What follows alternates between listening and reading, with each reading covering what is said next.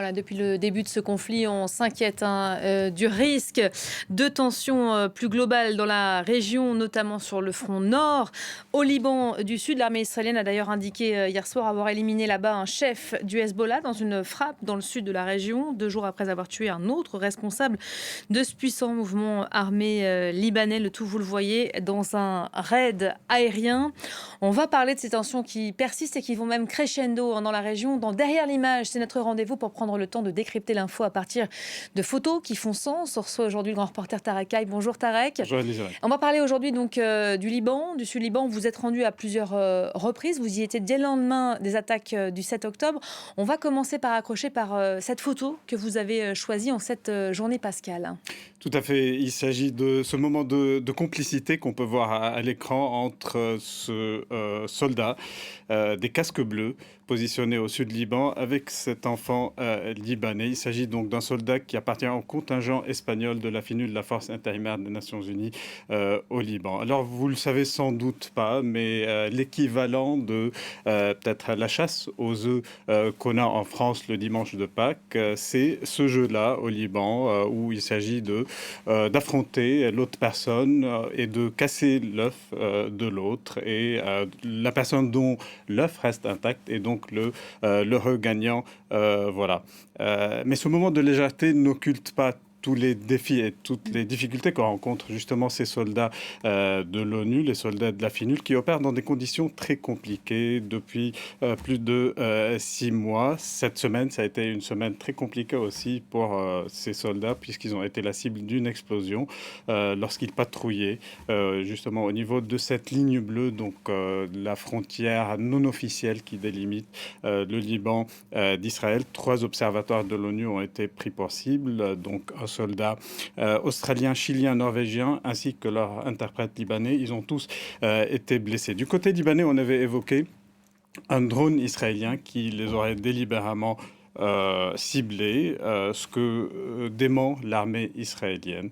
Il faut noter que ce premier incident, ou cet incident, cette semaine, n'est pas le premier qui cible les soldats de la FINUL, puisque depuis le 7 octobre ou le 8 octobre, donc la date où le Hezbollah a commencé à affronter l'armée israélienne, il y a eu de nombreux tirs sur les soldats de la FINUL, mais aussi des tirs qui ont ciblé le siège de cette force onusienne dans le sud du Liban. Vous étiez donc sur place dans les semaines et les jours qui ont suivi ces attaques du 7 octobre. Vous couvriez pour France 24 ces tensions qui finalement ne font qu'aller crescendo. Tout à fait. Le moins qu'on puisse dire, c'est que cette tension ne fait que s'accentuer au fil des semaines et au fil des mois. Les échanges entre le Hezbollah et l'armée israélienne qui se poursuivent donc. Cela concerne tous les villages libanais qui se trouvent au niveau de cette frontière, mais aussi les positions militaires israéliennes de l'autre côté, mais pas que, puisque l'armée israélienne étend ses opérations dans d'autres régions du Liban, donc dans le sud Liban, mais surtout au nord du fleuve Litani. Cela concerne aussi des positions à l'est du Liban, donc la Beka, mais aussi à Beyrouth, la banlieue sud de Beyrouth, qui est considérée comme étant l'un des fiefs du Hezbollah. Dernière attaque en date, comme vous l'avez dit dans les titres, une attaque qui a visé la voiture d'un membre du Hezbollah à Kounin, donc c'est le Kaza de Benchbeil, au sud du Liban. Il s'agit d'Ismail Ali-Zein, donc dont le Hezbollah a confirmé la mort à Ismail Ali-Zein, donc dont l'armée israélienne affirme qu'il s'agit donc d'un commandant important de l'unité des missiles anti-chars de la force Al-Radwan. Quand on parle de la force Al-Radwan, c'est la force élite des élites du Hezbollah et dont l'armée israélienne demande le retrait au nord du fleuve Litani en application de la résolution 1701 du Conseil de sécurité de l'ONU. Alors, est-ce que la guerre aura lieu? C'est un peu la question qui taraude tous les esprits au Liban. La tournée qu'a effectuée la semaine dernière le ministre de la Défense Yoav Gallant au nord d'Israël ne fait que confirmer ces peurs que ressentent beaucoup de Libanais. Yoav Gallant qui avait dit que l'armée israélienne entre en position offensive plutôt que défensive et est prêt à s'en prendre aux partis chiites à Beyrouth, à Baalbek, à Tyr et à Saïda, tout au long de la frontière et dans d'autres endroits plus éloignés comme Damas. Et c'est ce qui s'est passé vendredi dernier.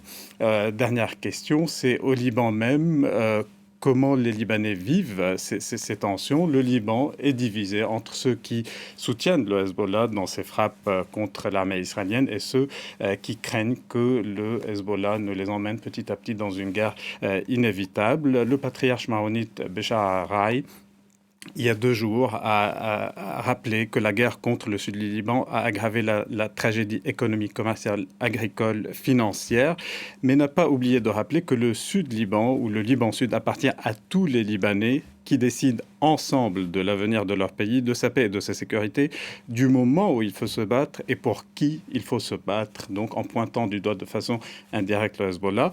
La réponse du camp adverse ne s'est pas fait attendre, puisque le moufti Kabalan, qui est proche du Hezbollah, donc dignitaire chiite, a affirmé que ce que réalise la résistance et la population du Liban Sud, c'est de la défense stratégique afin que Netanyahou ne boive pas son thé au palais de Babda, le palais de Babda étant donc le siège de la présidence de la République libanaise.